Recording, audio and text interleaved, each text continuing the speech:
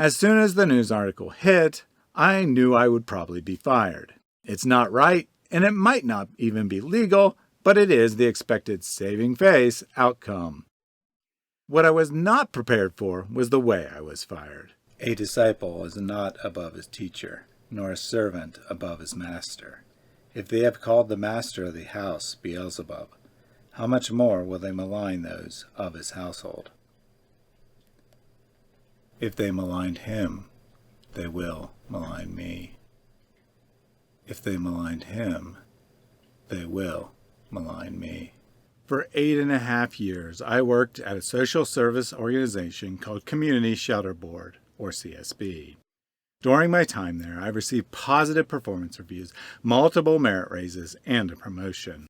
A second promotion, this time to management, had been approved and was days from becoming official. Then, over the course of a few short days, everything changed and I was abruptly fired, not even allowed to clean out my own desk. What happened? Did I punch someone in the face or get caught stealing? Let's start at the beginning. When I started at CSB, it was a small organization of less than 20 people, run like a family business, at least in terms of internal relationships. Everyone there genuinely cared about one another, and the directors were almost like sisters. CSB administers the homeless system of Franklin County, Ohio, as a Unified Funding Agency, or UFA.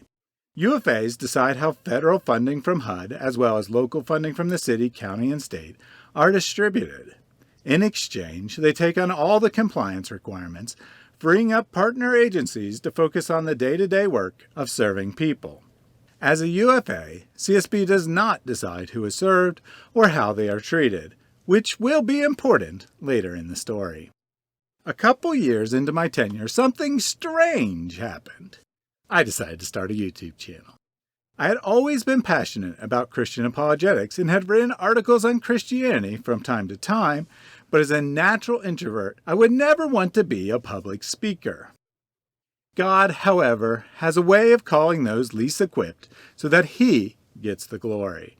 And so, after a series of providential events, Reasoned Answers was born. When I started the channel, I told my boss and immediate coworkers about it. They watched a little of the content and thought it was pretty cool when I reached 100 subscribers. Everyone, myself included, was blown away when it reached 500.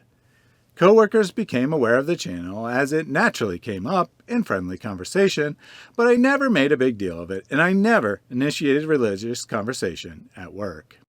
As Reasoned Answers was growing, I too was evolving. I started conducting more and more live streams and started informally debating Muslim callers. I was changing from being a quiet introvert to an outspoken critic of Islam and proponent for Christianity. If someone at work asked about YouTube, I would warn them that my content was polemical and not for everyone. That said, no one who checked it out saw any significant problem. The channel has always been focused on facts and has never been about hating Muslims. It is about loving Muslims enough to speak the truth about the false, evil religion which they are victim, as I regularly explain to anyone who asks. Meanwhile, CSB was also growing. We moved into a new office building and then expanded it into the office next door as the mission, budget, and staff numbers expanded. At the start of 2023, CSB's longtime CEO moved to New York for personal reasons. The new CEO maintained the status quo for a year to learn how the organization worked. After that, she began to make changes. The changes were necessary and appropriate. CSB had grown far beyond a small family business, and some staff were doing far too much. But they were also painful for the staff who worked at CSB precisely because of the family environment. One after another, all of the longtime directors moved on. A particularly poorly handled change took place in June 2024, which would set in course a series of events that would end in my dismissal. 1 week before the annual cost of living adjustment to salaries would normally happen, an announcement was made that the HR calendar was switching to align with the calendar year, and no adjustment would happen until January of 2025. This was the last straw for several long-time employees, including one of the grants administrators.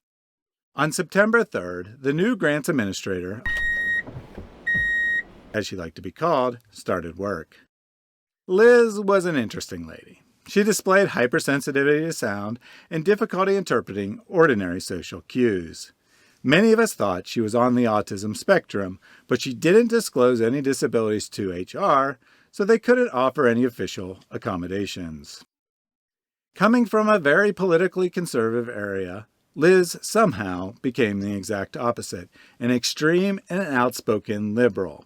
She fashioned herself as a social justice warrior and some kind of investigative detective. Liz had problems with many people at CSB, and somehow I got on her bad side. She used her massive detective skills to go to my personal Facebook page and see I linked my YouTube channel many years ago, back when I had first launched it. I later learned that Liz filed an HR complaint about the channel and approached many people in the office trying to convince them that I was literally dangerous and might come in and shoot up the place one day. Liz was also struggling professionally and was reprimanded for her work product. On October 24th, less than 2 months into her employment, Liz was dismissed. The dismissal was ugly, and she apparently vowed to get revenge against all the crazy people that worked at CSB. Coincidentally, the next day I was informed that a complaint had been filed and an investigation into my activity had been conducted. At the time, I was told that my YouTube content had been reviewed by a lawyer familiar with discrimination issues and that it was not problematic. This story has since changed, and the investigation was supposedly restricted to the use of my work time and a potential policy violation of running a business from CSB by accessing YouTube Studio from the office. This is quite odd, since I distinctly remember making statements like, "I'm glad this happened because it had always been in the back of my mind that the channel could become a problem," and being told, as long as the content doesn't change, you should be fine. In any case, I was formally written up for running a business, agreed not to check YouTube Studio from work again, and we moved on. Unrelated, my boss was struggling with all the changes. Ultimately, she was dismissed in early December. A coworker and I stepped up and began essentially running the department. Over the next month, we went from behind on essential tasks to caught up and doing new work.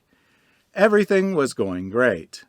I was busier, but also happier than ever at work. My contributions were highly valued, and everyone had agreed that my coworker and I would be officially promoted to co-run the department. The evening of Tuesday, March 11th, I got a call from a reporter at the Columbus Dispatch who wanted to do a story on the toxic work environment at CSB as it related to my YouTube channel. Her deadline was the next day. I answered her questions, figuring it's better to explain the context of the remarks I make in my channel than say nothing at all. In response to a similar call, CSB said it was an ongoing investigation, which was not entirely true. They later admitted they reopened the investigation as a result of new information. Now, it had been nearly 5 months since Liz was fired. Everyone at CSB had forgotten about her and moved on, but apparently she had not done the same. I can only assume that she'd been obsessively watching me and following up on this for months, trying to find a sympathetic ear. In Dispatch reporter Danae King, she finally found one. I talked with HR the next day. Neither they or I have a good idea about what will happen next. All we can do is wait and see, as both CSB and I will be at the mercy of what a random reporter decides to write. Thursday, the story drops. It is the hit piece that we all expected, but had held out hope that an editor might spike. "A community shelter board employee is under investigation," the article opens. "Thaddeus Billman calls Muslims crackhead clown individuals." The more perceptive among you may notice that wasn't a clip of me, but rather popular Muslim provocator Ali Dawa. In context, he's talking about the conflict between Israel and Palestine and says, And then you've got crackhead clown individuals who support Israel, or as he calls it, genocide. Lest there be any doubt who he means, he clarifies that he's talking about the Christian lobby. in the next sentence. And why are they supporting them? He asks, because they want Jesus to come so They can end up massacring the Jews. and rule the world. That's what they want to do. If that isn't actual hate speech, I don't know what is. Apparently, Christians support Israel because they think it will enable them to massacre Jews and seize control. You can't make this stuff up. You cannot make this up. I play this clip as a subtle way of mocking Ali Dawa's disgusting hatred. Now, I wouldn't expect Danae King to understand that, but I would expect her to be able to tell the difference between calling Muslims as a group a name and mocking specific individuals publicly promoting Islam with the same name. Now, to her credit, King did include my response. It's in here somewhere. Yeah, there it is, near the end of the article. When asked about the remark, Billman laughed and said he found it funny, as a Muslim person said it originally, and he played the clip in jest. I honestly think it's very funny that that was taken out of context. He said, not everything said is at the same level of seriousness. We joke around. Strangely, though, the accusation that I call Muslims in general crackhead clowns was left in the lead, almost like it was already written, and was too much effort to revise and clarify in light of my explanation. Incidentally, not everyone criticized in the reference video is even a Muslim. One of the figures that took the brunt of my criticism is a white American male who calls himself Christian, hardly a disadvantaged class, making silly shorts about how he admires things in Islam in a blatant attempt at grifting Muslims who want him to convert. But who cares about such distinctions when they get in the way of a good story, am I right? Midday, I was put on administrative leave. The county and others were asking questions, and something had to be done. I was promised a thorough investigation would be conducted by a third-party law firm, and that an answer could come as soon as the next day. I expressed my concern that such a quick investigation could not possibly be thorough. I have thousands of hours of YouTube content, and expressed my confidence that an actually thorough review would show that I had done nothing wrong. I pointed out that I never brought up my views at work, had never been accused of targeting anyone, and literally couldn't discriminate even if I wanted to, since we, 1, don't collect data on people's religious affiliation, and 2, don't provide direct client services. I made a few reasonable requests. I requested that I be interviewed as part of the investigation so I could explain the context of my remarks. I asked that I be given the opportunity to say goodbye to staff rather than just a sterile email be sent out that I no longer worked there. And I asked that I be given a couple days to orient my immediate coworkers as to what I was currently doing so that they wouldn't be completely screwed by my disappearance. Before I left, I asked if I should clean out my desk, and I was told that wasn't necessary. The next day, CARE, the Islamic organization best known for covering up actual Islamic terrorism by condemning imagined people who might use reporting on it to attack Muslims, called for my immediate termination.